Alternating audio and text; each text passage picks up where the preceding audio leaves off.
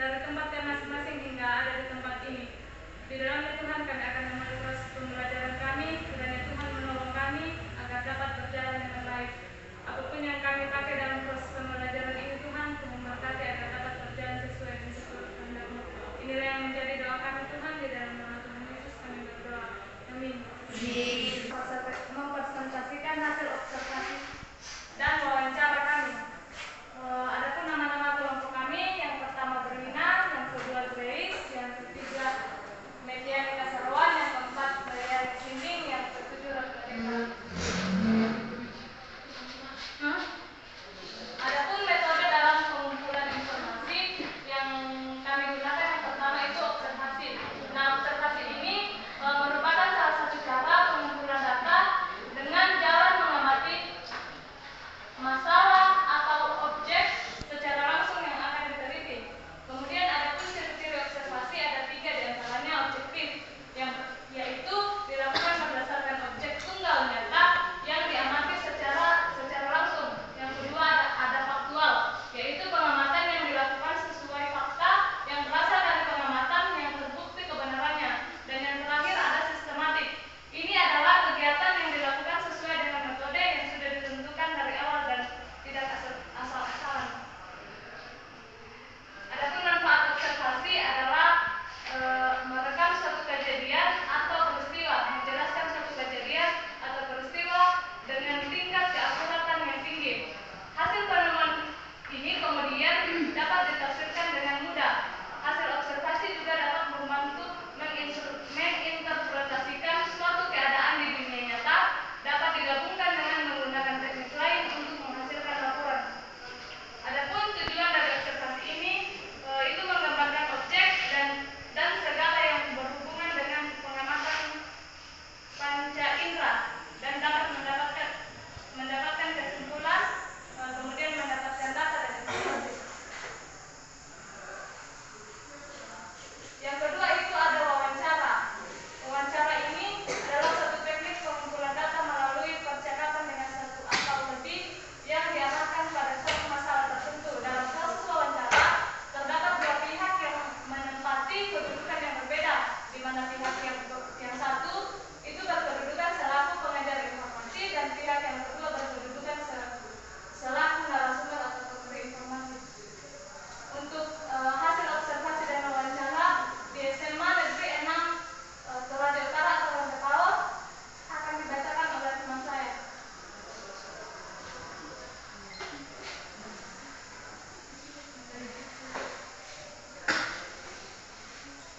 Baik, yang pertama yaitu metode Jigsaw.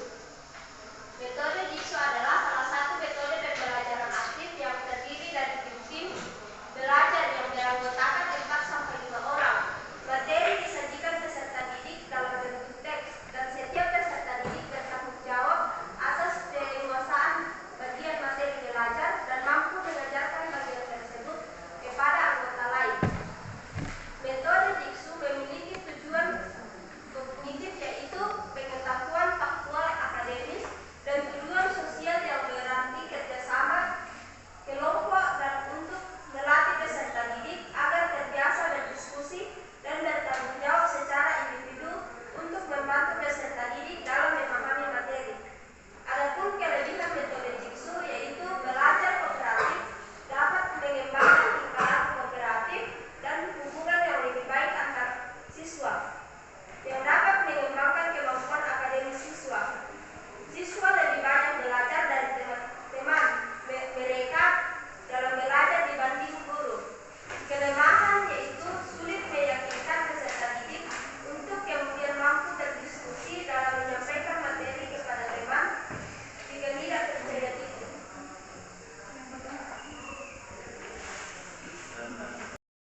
Kami di SMA 6 Rantepao atau SMA 6 Toraja Utara, metodenya itu ada metode Jigsaw, dan metode tanya jawab ini masuk dalam metode Jigsaw, yang artinya dalam metode Jigsaw ini ada metode tanya jawab yang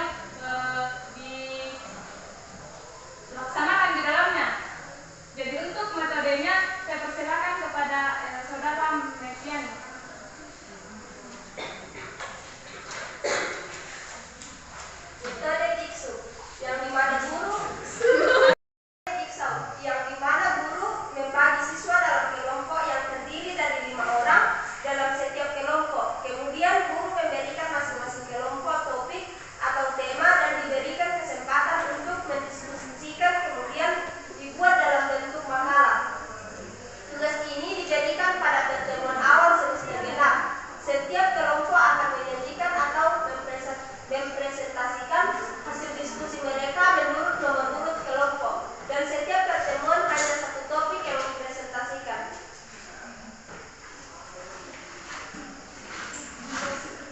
selanjutnya dipersilakan kepada saudara Rafael.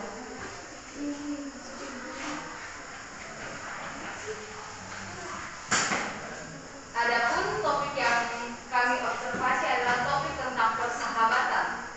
Dalam pengamatan kami, mulai dari awal pembelajaran sampai akhir pembelajaran, guru memberikan kesempatan kepada kelompok yang membahas tentang topik persahabatan.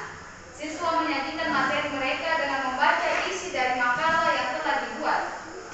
Setelah mereka menyajikan materi, diberikan kesempatan kepada siswa yang mendengarkan pemaparan materi dari kelompok untuk mengajukan pertanyaan. Pertanyaan ini dibagi dalam 2 sesi, yakni pertanyaan dari masing-masing kelompok dan pertanyaan dari masing-masing pribadi dan wajib. Ini bertujuan untuk meneliti siswa agar lebih aktif.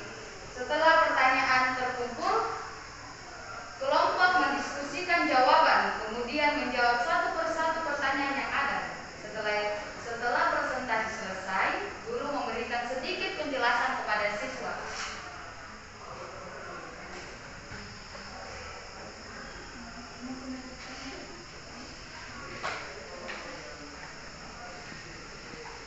Kami sedikit akan mempraktekkan di sini hasil observasi kami yang menggunakan metode Jigsaw ini yang kami amati di SMA Negeri 6 Toraja Utara. Nah, yang kami amati itu gurunya setelah pembelajaran akan dimulai, sebelum masuk pada materi ini atau sebelum masuk pembelajaran, itu ada literasi. Nah, literasi ini guru telah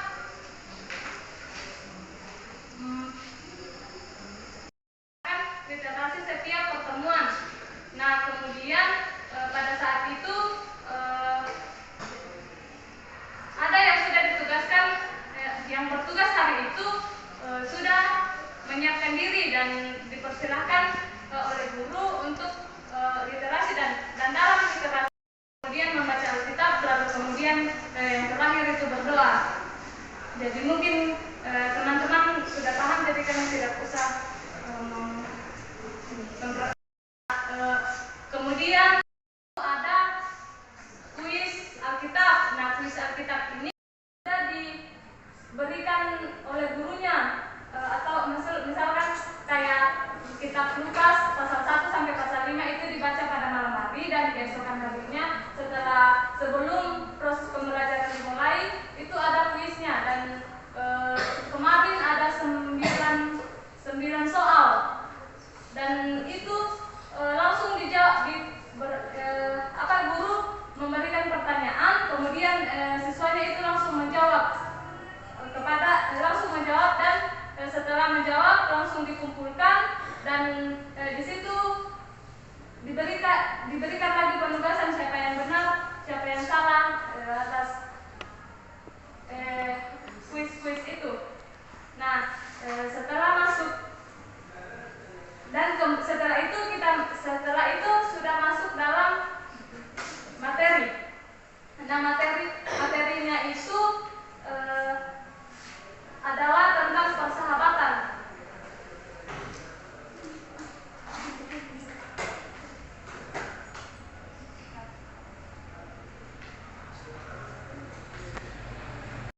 Ya, dari makalah mereka, dari presentasi mereka itu mereka membahas tentang persahabatan, dan di sini ada beberapa masukan yang akan saya baca dari persahabatan ini. Definisi persahabatan menurut dari KBBI, sahabat adalah kawan atau teman, dan Handai, persahabatan adalah perihal persahabatan berhubungan dengan sahabat. Terus itu dalam persahabatan itu mempunyai 2 dampak, yaitu dampak positif dan dampak negatif. Kita masuk dalam dampak positif. Dampak positif membuat hidup lebih bermakna dan berwarna, apalagi jika lingkungan persahabatan membuat kamu jauh lebih baik dan dewasa. Sahabat yang baik juga bisa mengaruhi cara kamu memandang kehidupan. Kehadiran sahabat membantu kamu melewati fase kehidupan yang sulit menjadi lebih ringan. Ya, kita masuk ke dalam dampak negatif dalam persahabatan. Dampak negatifnya itu adalah memilih sahabat adalah salah satu cara yang bisa kita lakukan untuk membangun relasi dan persahabatan yang baik. Saat kita memilih sahabat, tentunya kita akan mendapatkan berbagai manfaat yang bisa kita dapatkan. Akan tetapi saat kita salah memilih sahabat bisa berdampak buruk bagi kita, bagi diri kita sendiri, baik secara langsung maupun tidak langsung. Berikut adalah dampak negatif dari persahabatan. Salah memilih persahabatan yaitu tidak mempunyai batas privasi. Yang kedua, terlalu bergantung satu sama lain. Yang ketiga, membatasi gerak dan bikin kita tidak berkembang. Dan yang keempat, memberi pengaruh dalam hal buruk. Itu mungkin saja yang materi mereka jelaskan itu hari, poin-poinnya. Saya kembalikan kepada teman saya. Ya, setelah kelompok itu membacakan hasil diskusi mereka, ini sudah masuk dalam metode tanya jawab. Makanya tadi saya katakan bahwa metode jigsaw itu metode tanya jawab itu berada dalam metode jigsaw. Dan yang kami amati, siswa-siswa di sana itu sangat aktif. Siswa-siswanya itu, kata gurunya itu, siswa-siswanya itu pertanyaan-pertanyaan dari siswanya itu di luar dari apa yang telah ibu gurunya itu pikirkan sebelumnya. Jadi strategi pembelajaran kooperatif yang dipraktekkan di sekolah itu sangat membantu siswanya untuk aktif dalam berbicara baik di depan kelas maupun dalam proses tanya jawab.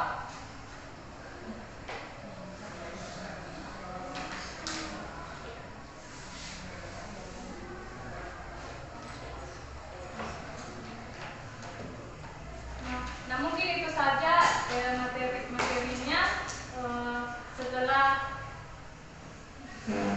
Setelah proses pembelajaran selesai, itu kembali ada literasi, dan literasi itu sama dengan literasi awal, bernyanyi, baca Alkitab, dan berdoa.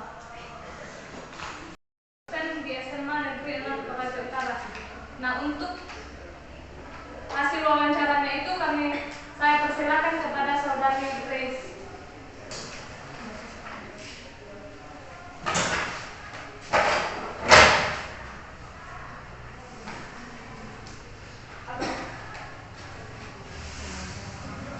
Apa saja hambatan yang Ibu Hilda alami dalam mengajar menggunakan pembelajaran kooperatif? Menurut Ibu Hilda, hambatan yang sering ditemui adalah masih tetap ada siswa yang tidak mau melibatkan diri dalam berdiskusi, dan masih ada beberapa siswa yang tidak berani mengungkapkan apa yang mereka ketahui meskipun mereka tahu. Yang kedua,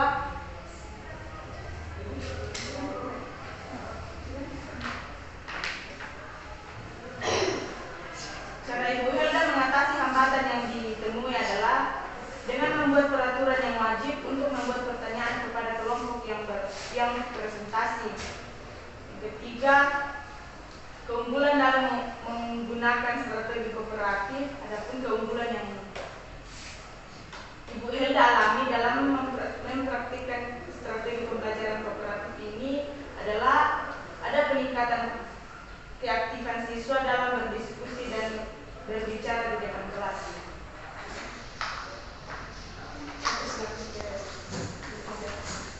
Itulah hasil observasi dan wawancara kami di SMA Negeri 6 Toraja Utara. Kemudian ada hasil observasi di Jemaat Immanuel Batan.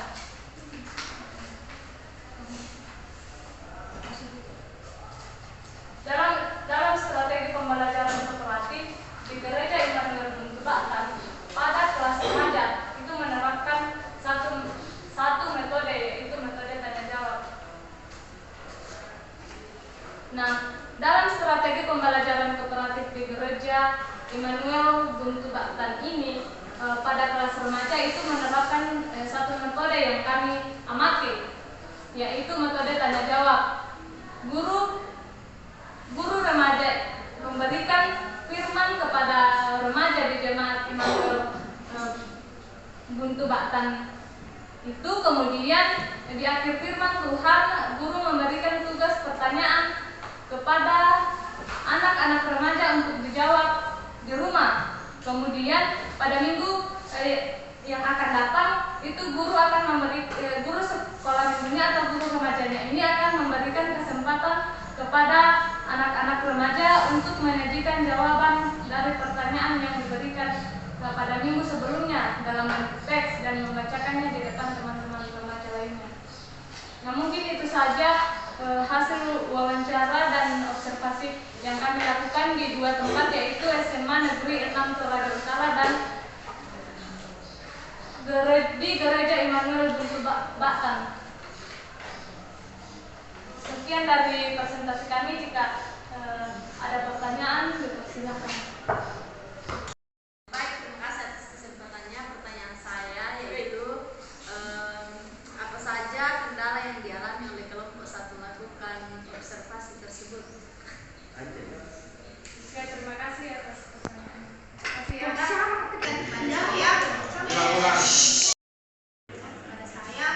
saya akan bertanya tentang bagaimana pendekatan apa yang dipakai oleh guru tersebut jika anak itu tidak aktif dalam suatu pembelajaran tersebut. Ya, terima kasih pertanyaan dari menjawab karena kebetulan sedikit mengetahui. Nah, guru di SMA, guru agama di SMA Negeri 6 ini yang kami observasi dan wawancarai itu ketika kan dalam setiap metode dalam strategi pembelajaran itu pasti tidak semaksimal mungkin atau tidak sempurna.